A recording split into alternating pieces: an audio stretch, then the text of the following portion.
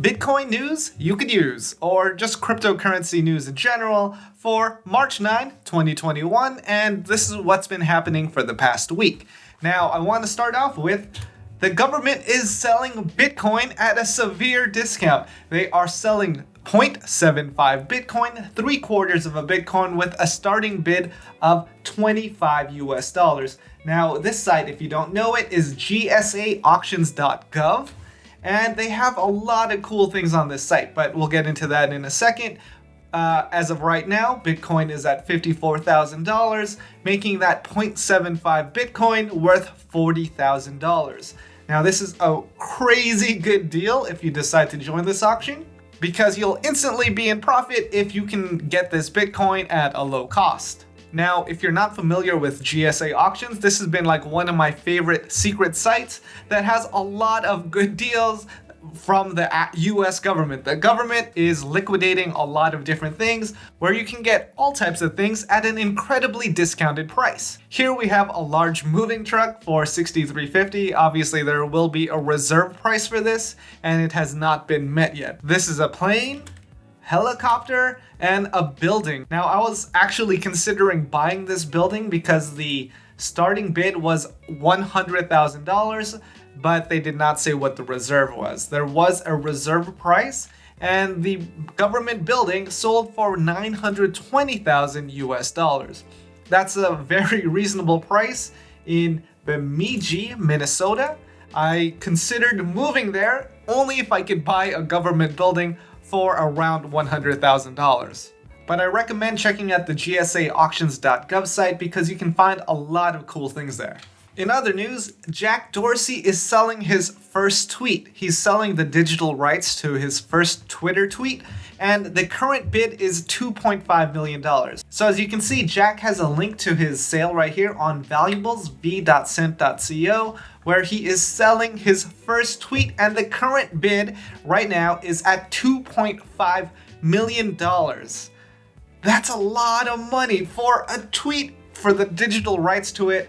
Everyone seems to be cashing in on the NFT craze, and it's mostly rich people because this is not a game for poor people. But the good thing is it's showing that there's a demand for NFTs, that there is a use case for it, that companies can make more money selling something they're not making any money on right now, and there is a big future for this potentially if it all doesn't blow up. I like the gaming side of things like ENJ because they make NFTs for things you can use in games and in a marketplace, and I also think that gamers are most likely to adopt the technology the fastest rather than the rich art crowd. People are making a lot of speculative buys, but yeah, it's great for the space right now. And other people cashing in? Taco Bell. Taco Bell is selling digital tacos on Rarible. Now, even though Taco Bell is profiting from the NFT craze, they are donating that money to the Taco Bell Live Más scholarship program to better educate people about tacos? I don't know. I didn't actually research that, but I'd like to think so. And another perk for buying the first Taco Bell NFT is a $500 Taco Bell gift card, but that's only available to the person who bought that NFT first. Taco Bell is currently out of stock on NFTs, and they'll probably make more in the future, seeing that there is a real-world demand for these. Now, if you look at what they've created, you can see that other people are reselling these NFTs for a much higher price. Ooh, 10 ETH. Oh man, these are going for like almost $20,000. Wow. But you can find some for less than 1,000 at 0.7 ETH. That's wrapped ETH. It's pretty much ETH on another chain. Additionally, Banksy made an NFT and it sold for $380,000 worth of Ethereum at that time.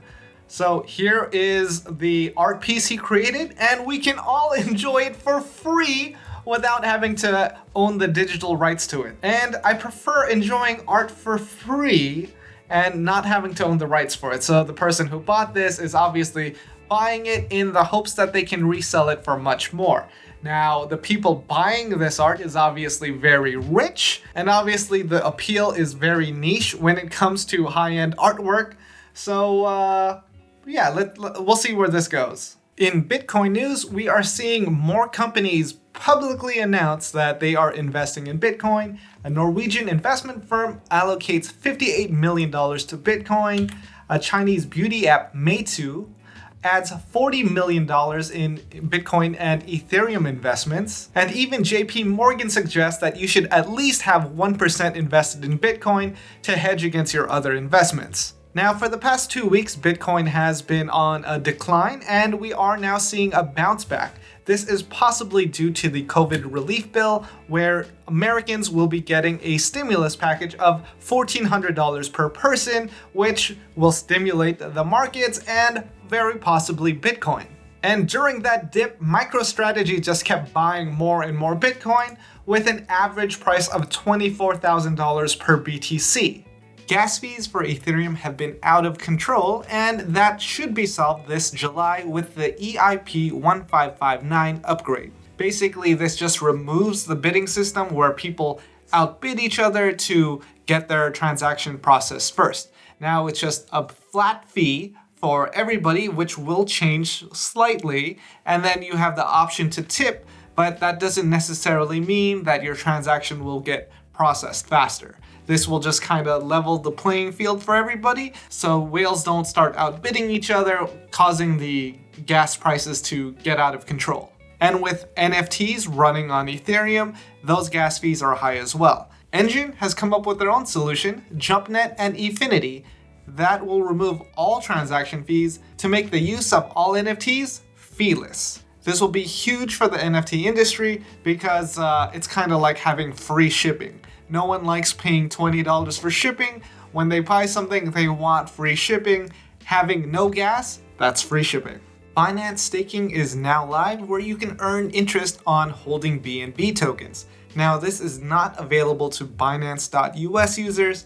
It is available to Binance.com users. So depending on how long you stake, you could be getting more or less. The best value for your money is the 15-day terms at 27.49%. So this is the 15-day, 30-day, 60-day, and 90-day. This makes it a little easier for you to read, and you get your full value at 15 days. Now, the interest rate for the 15-day terms is extremely high, and I'm guessing it's so you stay active as a Binance.com user, and you're logging in every 15 days to restake your coins for another 15 days. And while you're at it, you'll check out the markets, you'll do some trading, you'll make Binance a little more money. And that's the news I saw this week. I used CryptoPanic to see a lot of the headlines from multiple news sources. If this was helpful, let me know in the comments, and hit this video with a like if you can. I just read a lot of this news anyway, instead of making tutorials, which I could do. I kind of find those boring, and I'm reading this news anyway and thought it'd be interesting to share. Or I could do this as a live stream in the future where we just go over what's happening in the crypto markets, answer some questions, and we can do that together. And with that, I hope you got your full value for today with today's or this week's crypto news that you could probably use.